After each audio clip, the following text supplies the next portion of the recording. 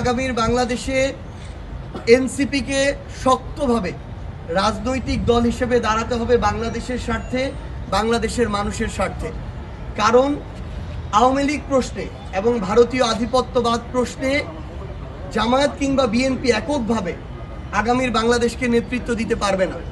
এই জায়গায় এনসিপির এবং তরুণ প্রজন্মের গুরুত্বপূর্ণ অংশগ্রহণ আবশ্যক।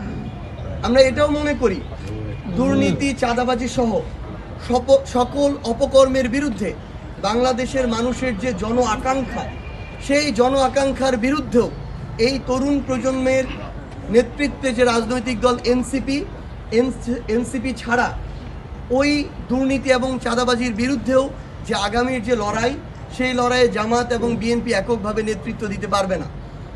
পাশাপাশি এতদিন ধরে আমরা দেখে এসেছি কিন্তু যে বিগত সময়ে বিএনপি কখনো তাদের জায়গা থেকে এককভাবে বাংলাদেশে রাজনৈতিক দল হিসেবে, সরকারি দল হিসেবে জনগণের প্রতিনিধিত্ব করেনি।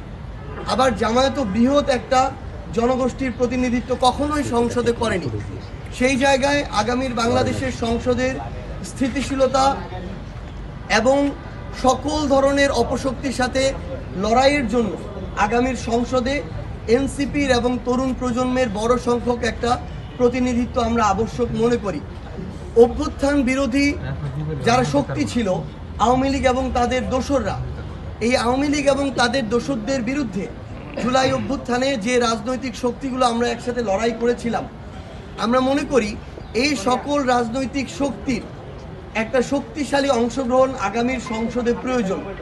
আগামীর সংসদে যে কোনো রাজনৈতিক দল যদি এককভাবে সরকার গঠন করে এবং পরিচালনা করে, আমরা মনে করি ওই সরকার সংসদ বেশি দিন চালাতে পারবে না এবং ওই সংসদ বেশি দিন টিকবে না। সেই জায়গা থেকে এনসিপি মনে করে তাদের শক্তিশালী যে ভিত্তি, যেটি সাংগঠনিক ভিত্তি,